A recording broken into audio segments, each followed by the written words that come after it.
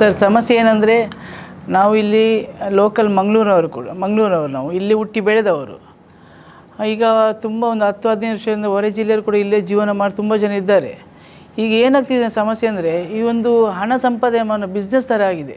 ಕೈ ಬಡಿತ ಹೋಗುವುದು, ಸೀರೆ ಹೊಡೋದು, ಅಲ್ಲಿ ಒಂದು ರಾತ್ರಿ ಹೋಗುವಾಗ ಡ್ರೆಸ್ ಚೇಂಜ್ ಮಾಡೋದು, ಬಾರಲ್ಲಿ ಹೋಗಿ ಕುಡಿಯೋದು, ಈ ರೀತಿ ಸಮಸ್ಯೆ ಆಗ್ತಿದೆ.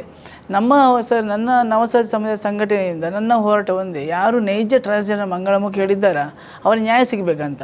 ಇಲ್ಲಿ ನಮಗೆ ನ್ಯಾಯ ಸಿಗ್ತೇ ಇಲ್ಲ.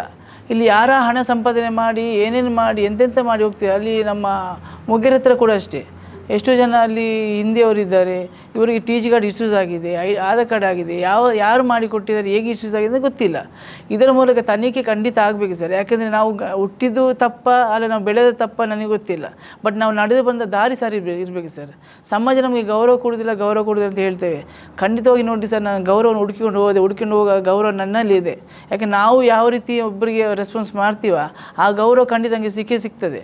ನಂದು ಏನು ಸರ್, ಇಲ್ಲಿ ಖಂಡಿತವಾಗಿ ನೋಡ್ಲಿಕ್ಕೆ ಹೋದರೆ ನಿಜವಾಗಿ ನೈಜ ಟ್ರಾನ್ಸ್ಜೆಂಡರ್ ನೋಡ್ಲಿಕ್ಕೆ ಹೋದರೆ ಒಂದು 40 ಜನ ಕೂಡ ಇರ್ಬೋದು ಅಷ್ಟೇ. ಇದು ಏನಾಗಿದೆ ಅಂದರೆ ಈ ಸಿಗ್ನಲ್ ಕಡೆ ಆ ಕಡೆ ರಾತ್ರಿ ಹಗಲೆಲ್ಲ ಇದೊಂದು ದಂಧೆ ಥರ ಆಗಿದೆ. ಇದ್ರ ಬಗ್ಗೆ ತನಿಖೆ ಆಗಬೇಕು ಸರ್, ಅಷ್ಟೇ ನನ್ನ ಒಂದು ಆಗ್ರಹ ಸರ್. ನೋಡಿ, ಹನಿಯವರು ಒಂದು ಟ್ರಾನ್ಸ್ಜೆಂಡರ್ ಸಮುದಾಯದವರೇ. ಇವರು ಏನು ಮಾಡಿದ್ದಾರೆ ಅಂದರೆ, ಒಂದು ಟ್ರಾನ್ಸ್ಜೆಂಡರ್ ಕಾರ್ಡ್ ಇಶ್ಯೂಸ್ ಆಗುವಾಗ ಒಂದು ನಮಗೆ ಮಾಹಿತಿ ತಿಳಿಸ್ಬೇಕಿತ್ತು, ತಿಳಿಸಲಿಲ್ಲ ಇವರು. ಇನ್ನೊಂದು ಏನಂದರೆ ಆಧಾರ್ ಕಾರ್ಡ್ ಮಾಡಿಕೊಟ್ಟಿದ್ದಾರೆ, ಯಾವ ಆಧಾರದ ಮೇಲೆ ಅವರು ಆಧಾರ್ ಕಾರ್ಡ್ ಮಾಡಿ ಕೊಟ್ಟಿದ್ದಾರೆ ಗೊತ್ತಿಲ್ಲ. ಇನ್ಸ್ಟಾಗ್ರಾಮ್ ರೀಲ್ಸ್ ಮಾಡಿದ್ದಾರೆ ಅವ್ರ ಜೊತೆ. ಇವಾಗ ಹೇಳ್ತಾರೆ ನನಗೆ ಅವ್ನು ಗೊತ್ತೇ ನನ್ನ ಮೇಲೆ ಸುಳ್ಳು ಆಪಾದನೆ ಆಗ್ತಿದ್ದಾನೆ ಅಂತ. ಹಾಗಾದರೆ ಪುನಃ ನಿನ್ನೆ ಹೇಳ್ತಾರೆ ನನ್ನ ಮನೆಯಿಂದ ಒಂದು ಕಳ್ಳತನ ಕದ್ದುಕೊಂಡು ಹೋಗಿದ್ದಾನೆ, ಇದು ಅಡ್ರೆಸ್ ಹೋಗಿ ಕದ್ದುಕೊಂಡು ಹೋಗೋ ನನಗೆ ಅಷ್ಟು ಜ್ಞಾನ ಇಲ್ವಾ? ಒಂದು ಪ್ರಶ್ನೆ ಏನೋ ಒಂದು ಚಿಕ್ಕ ಮಕ್ಕಳ ಥರ ಪ್ರಶ್ನೆ ಹೇಳೋದಲ್ಲ. ಯಾವ ರೀತಿ ಅಂದರೆ, ಇವರಿಗೆ 7 ತಾರೀಕಿಗೆ ಜಿಲ್ಲಾಧಿಕಾರಿಗಳ ಸಭೆಯಲ್ಲಿ ನಾನು ಜಿಲ್ಲಾಧಿಕಾರಿ ಹೇಳಿದೆ ತನಿಖೆ ಆಗಬೇಕಂತ ಹೇಳಿದ ನಂತರ ಇವಳು 10 ತಾರೀಕು ಸ್ಟೇಷನ್ಗೆ ಕಂಪ್ಲೇಂಟ್ ಕೊಟ್ಟಳು. ಅದಕ್ಕೆ ಕಂಪ್ಲೇಂಟ್ ಕೊಟ್ಟ ಕೂಡ ಮಾಹಿತಿ ನಮಗೆ ತಿಳಿಸಲೇ ಇಲ್ಲ ಅವಳು. ನಿನ್ನೆ ನಾವು ಗ್ರೂಪಲ್ಲಿ ಡಿಸ್ಕಷನ್ ಮಾಡಿ ನಾನು ಕಂಪ್ಲೇಂಟ್ ಕೊಟ್ಟಿದ್ದೆ ಅಂತ ಅವಳು ಹೇಳ್ತಿದ್ದಾಳೆ.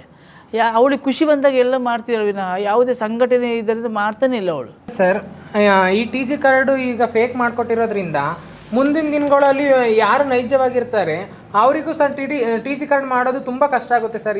ಯಾಕೆಂತ ಅಂದರೆ ಈ ಥರ ಫೇಕ್ ಮಾಡಿದ್ದಾರೆ ಅಂತ ಗೊತ್ತಾದಾಗ ತುಂಬ ತನಿಖೆಗಳು ತುಂಬ ಇದಾಗಿ ಅವ್ರಿಗೆ ಪ್ರಭಾವ ಬೀರುತ್ತೆ ಸರ್, ಮುಂದೆ ಮಾಡೋರಿಗೆ ಪ್ರಭಾವ ಬೀರುತ್ತೆ ಸರ್.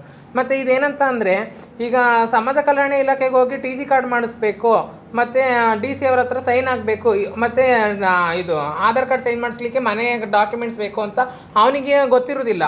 ಗೊತ್ತಿರೋದು ಯಾರಿಗೆ ಅಂತ ಅಂದರೆ, ನಾನು ಮಾಡಿಸಿದ್ರೆ ನನಗೆ ಗೊತ್ತಿರುತ್ತೆ.